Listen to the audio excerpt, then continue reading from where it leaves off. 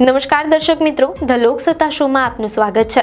આજે આપણે વાત કરવા જઈ રહ્યા છીએ ક્રિકેટના એક દિગ્ગજ ખેલાડીની, જેણે પોતાની રમતથી લાખો ચાહકોના દિલ જીત્યા છે। ભારતીય ટેસ્ટ ટીમના આધાર સ્તંભ બેટ્સમેન ચેતેશ્વર પુજારાએ ક્રિકેટના તમામ ફોર્મેટમાંથી નિવૃત્તિ જાહેર કરી છે। રાજકોટના એક નાનકડા શહેરમાંથી શરૂ થયેલી તેમની સફર કેવી રીતે એક સ્વપ્નને સાકાર કરી અને ભારતીય ક્રિકેટમાં ઇતિહાસ રચ્યો, જેના વિશે આપણે વિગતવાર વાત કરીશું। ભારતીય ક્રિકેટ ટીમના દિગ્ગજ બેટ્સમેન ચેતેશ્વર પુજારાએ ક્રિકેટના તમામ ફોર્મેટમાંથી નિવૃત્તિ જાહેર કરી છે। તેમણે સોશિયલ મીડિયા પર એક ભાવનાત્મક સંદેશ લખીને આ જાહેરાત કરી, જેમાં તેમણે પોતાની ક્રિકેટ સફરને યાદગાર ગણાવી। પુજારાએ પોતાના સંદેશમાં લખ્યું કે રાજકોટના એક નાનકડા શહેરમાંથી આવતા એક છોકરાએ મોટા સપના જોયા હતા, જેમાં ભારતીય ટીમનો ભાગ બનવાની આશા હતી। મને ક્યારેય ખ્યાલ નહોતો કે આ રમત મને આટલું બધું આપશે, મૂલ્યવાન તકો, અનુભવો અને સૌથી વધુ મારા રાજ્ય અને દેશનું પ્રતિનિધિત્વ કરવાનો મોકો। તેમણે ભારતીય જર્સી પહેરીને મેદાનમાં ઉતરવાની લાગણીને અવર્ણનીય ગણાવી। પુજારાએ કહ્યું કે ભારતીય જર્સી પહેરીને રાષ્ટ્રગીત ગાતા અને મેદાનમાં પોતાનું શ્રેષ્ઠ પ્રદર્શન આપવું, આ લાગણીને શબ્દોમાં વ્યક્ત કરવી મુશ્કેલ છે। જો કે તેમણે અંતમાં જણાવ્યું કે જેમ કહેવાય છે કે બધી સારી વસ્તુઓનો અંત આવે છે, તેમ મેં ભારતીય ક્રિકેટના તમામ ફોર્મેટમાંથી નિવૃત્તિ લેવાનો નિર્ણય કર્યો છે। ચેતેશ્વર પુજારા ભારતીય ટેસ્ટ ટીમના એક આધાર સ્તંભ રહ્યા છે। ટેસ્ટ ક્રિકેટમાં પોતાની અડગતા અને શાનદાર બેટિંગ માટે જાણીતા પુજારાની આ સફરની શરૂઆત રાજકોટના રેલવે ગ્રાઉન્ડ પરથી થઈ હતી। લગભગ 3 દાયકા પહેલા 8 વર્ષના પુજારા તેઓ પોતાના ભૂતપૂર્વ ક્રિકેટર પિતા અરવિંદ પુજારા સાથે પ્રેક્ટિસ કરવા માટે કોઠી કમ્પાઉન્ડના મેદાન પર આવતા। તે સમયે 8 વર્ષના બાળકને બેટ પેડ સાથે જોઈને કેટલાક લોકોને આશ્ચર્ય થતું અને કેટલાક તો અરવિંદભાઈને અતિ ઉત્સાહી ગણતા। સૌથી વધુ આશ્ચર્ય તેના ઘરમાં બનાવેલા માંડ પગમાં ફિટ થતા પેડ્સ જોઈને થતું। તેમ છતાં પિતા જમીન પર બોલ રગડાવીને ફેંકતા અને પુજારા તેને સ્ટ્રેટ શોટ મારીને પાછો મોકલતા। આ જ પ્રેક્ટિસ આગળ જતા ગ્લેન મેકગ્રા, શેન વોન કે ટ્રેન્ટ બોલ્ટ જેવા વિશ્વના દિગ્ગજ બોલરો સામે બાઉન્ડ્રી ફટકારવામાં કામ લાગી। મીડિયા અહેવાલો અનુસાર રેલવે ગ્રાઉન્ડ પરથી શરૂ થયેલી આ સફર પુજારાને વિશ્વભરના સ્ટેડિયમ સુધી લઈ ગઈ, જ્યાં તેમણે 7195 રન માત્ર ટેસ્ટ ક્રિકેટમાં બનાવ્યા, જેમાં 19 સદી અને 35 અર્ધ સદીનો સમાવેશ થાય છે। મીડિયા અહેવાલો અનુસાર પુજારાએ પોતાનું શિક્ષણ રાજકોટની સદગુરુ બાલ મંદિર, લાલ બહાદુર શાસ્ત્રી પ્રાથમિક શાળા, વિરાણી હાઈસ્કૂલ અને રમેશભાઈ છાયા બોયઝ સ્કૂલ જેવી શાળાઓમાંથી લીધું, જ્યાં કોઈ ક્રિકેટ મેદાન ન હતું। જો કે તેમના માટે એક ખાસ સુવિધા હતી। અભ્યાસમાં પાછળ ન રહી જાય તે માટે શાળાના પ્રિન્સિપાલ અને પીટી શિક્ષકો ક્રિકેટ રમતા વિદ્યાર્થીઓની હાજરીનો આંકડો જરૂર પ્રમાણે વધારી દેતા, જેથી ભાવિ સુપરસ્ટારને પ્રોત્સાહન મળી રહે।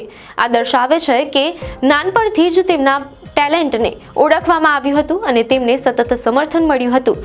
ભારતીય ક્રિકેટ ટીમના શાનદાર બેટ્સમેન ચેતેશ્વર પુજારાની સફળતા પાછળ તેમના પિતા અરવિંદ પુજારાનો મહત્વનો ફાળો છે। નાનપણમાં માતાના અવસાન બાદ પુજારાના જીવનમાં તેમના પિતાએ માતા અને પિતા એમ બંનેની ભૂમિકા ભજવી।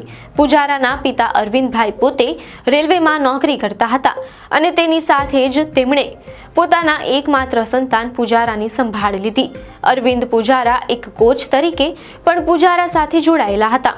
મીડિયા અહેવાલો અનુસાર પુજારાએ પોતાના પિતાના કોચિંગ વિશે જણાવ્યું હતું કે તેઓ ઝીણી બાબતો પર પણ ધ્યાન આપનારા કડક કોચ હતા। જ્યારે તેઓ જુનિયર ક્રિકેટર હતા ત્યારે તેમના પિતા તેમને અન્ય વિદ્યાર્થીઓની જેમ જ કોચિંગ આપતા।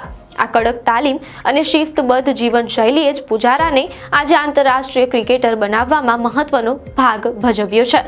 આમ પુજારાની ક્રિકેટ યાત્રામાં તેમના પિતાએ ફક્ત કોચ તરીકે જ નહીં, પરંતુ એક સપોર્ટ સિસ્ટમ તરીકે પણ કામ કર્યું છે। ભારતીય ટેસ્ટ ક્રિકેટના દિગ્ગજ ખેલાડી ચેતેશ્વર પુજારાની શ્રેષ્ઠ બેટિંગ ટેકનિકનું રહસ્ય તેમના પિતા અરવિંદ પુજારાના કડક કોચિંગમાં છુપાયેલું છે। અરવિંદ પુજારાનું માનવું હતું કે નાની ઉંમરે બાળકો ક્રોસ બેટથી રમે છે અને તેથી તેમની કારકિર્દી દરમિયાન તેમનું બેટ સીધું થતું નથી। તેમણે કહ્યું કે તેને સીધા બેટથી રમતા શીખવ્યું। આ તાલીમનું પરિણામ એ આવ્યું કે આજે ભારતીય ટેસ્ટ ક્રિકેટના ઇતિહાસમાં ટેકનિકલી પરફેક્ટ બેટ્સમેનોની યાદીમાં ચેતેશ્વર પુજારાનું નામ સુનિલ ગાવસ્કર, સચિન તેંડુલકર અને રાહુલ દ્રવિડ જેવા મહાન ખેલાડીઓ સાથે લેવાય છે। પુજારાના પિતાએ રાજકોટના રેલવે ગ્રાઉન્ડ પર હજારો બોલ રગડાવીને ફેંક્યા, જે ક્યારેય અટક્યા નહીં. આ મહેનતનું ફળ એ આવ્યું કે પુજારાએ ઇંગ્લેન્ડમાં સસેક્સ, ડર્બીશાયર કે વુર્સ્ટરશાયરના મેદાનોમાં હજારો બાઉન્ડ્રી ફટકારી. તેમણે અમદાવાદમાં ટેસ્ટમાં પ્રથમ બેવડી સદી, Rajkot, Chennai, Sydney, Melbourne, lords કે માન્ચેસ્ટર જેવા વિશ્વના મોટા મેદાનો પર જંગી સ્કોર બનાવ્યા.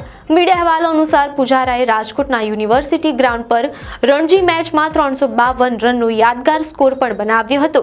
પુજારાની આ સફળતા પાછળ તેમના પિતાનો દ્રષ્ટિકોણ અને અથાક મહેનત સ્પષ્ટ દેખાઈ આવે છે. ભારતીય ક્રિકેટ ટીમના બેટ્સમેન ચેતેશ્વર પુજારાએ શાંત અને સૌમ્ય સ્વભાવ તેમજ ધીરજપૂર્વકની બેટિંગ માટે પોતાની આગવી ઓળખ ઊભી કરી છે. નાનપણથી જ તેમની આ લાક્ષણિકતા દેખાઈ હતી. પુજારાએ તેની જુનિયર કારકિર્દીમાં પણ પોતાની પ્રતિભા દર્શાવી હતી. તેમણે અંડર 14 શ્રેણીમાં ઇંગ્લેન્ડ સામે ત્રિવડી સદી અને અંડર 19 શ્રેણીમાં બેવડી સદી ફટકારી હતી, જે મીડિયા અહેવાલોમાં જાણવા મળેલ છે. જોકે તેમની ટેસ્ટ કારકિર્દીની શરૂઆત સરળ નહોતી. ઓસ્ટ્રેલિયા સામેની પોતાની પહેલી ટેસ્ટમાં તેઓ 5મા ક્રમે બેટિંગ કરવા આવ્યા અને માત્ર 4 રન બનાવ્યા, પરંતુ બીજી ઇનિંગમાં કેપ્ટન મહેન્દ્રસિંહ ધોનીએ તેમને બીજા ક્રમે મોકલીને મોટો વિશ્વાસ મૂક્યો હતો. બેંગલુરુની મુશ્કેલ પીચ પર યુવા પુજારાએ 72 રન બનાવીને ભારતને શ્રેણી જીતવવામાં મદદ કરી, જે તેમની કારકિર્દીનો એક મહત્વપૂર્ણ વળાંક સાબિત થયો. મીડિયા અહેવાલો અનુસાર આ સફળતા બાદ તરત જ તેમને ઘૂંટણની સર્જરી કરાવવી પડી, પરંતુ પુજારાએ હિંમત ન હારી. 2012માં ન્યૂઝીલેન્ડ સામે સદી ફટકારીને તેમણે જોરદાર પુનરાગમન કર્યું. તે જ વર્ષે જ્યારે ભારતીય બેટ્સમેનો ઇંગ્લિશ બોલરો સામે સંઘર્ષ કરી રહ્યા હતા, ત્યારે પુજારાએ તે જ શ્રેણીમાં એક સદી અને એક બેવડી સદી ફટકારીને પોતાની ટેકનિક અને માનસિક મજબૂતીનો પરિચય આપ્યો. તેમની કારકિર્દીનો સુવર્ણ કાળ 2013થી શરૂ થયો, જ્યારે તેમણે નંબર 3 સ્થાન મેળવી લીધું. ઓસ્ટ્રેલિયા સામેની ઘર આંગણાની શ્રેણીમાં તેમણે 84ની સરેરાશથી 419 રન બનાવ્યા, જે તેમની અસાધારણ ફોર્મ દર્શાવે છે. પુજારાની કારકિર્દીમાં ઉતાર ચઢાવ ચાલુ રહ્યા. જોકે 2014માં તેમને બીજા ઘૂંટણની સર્જરી કરાવવી પડી, જેના કારણે તેમની વન ડે કારકિર્દીનો અંત આવ્યો અને તેઓ સંપૂર્ણપણે ટેસ્ટ ખેલાડી બનીને રહ્યા. 2018થી 19માં ઓસ્ટ્રેલિયામાં ભારતની ઐતિહાસિક ટેસ્ટ શ્રેણી જીતમાં પુજારાનો ફાળો અમૂલ્ય હતો. આ શ્રેણીમાં તેમણે 1258 બોલ રમીને 3 સદી ફટકારી અને મેન ઓફ ધ સિરીઝ પણ રહ્યા હતા.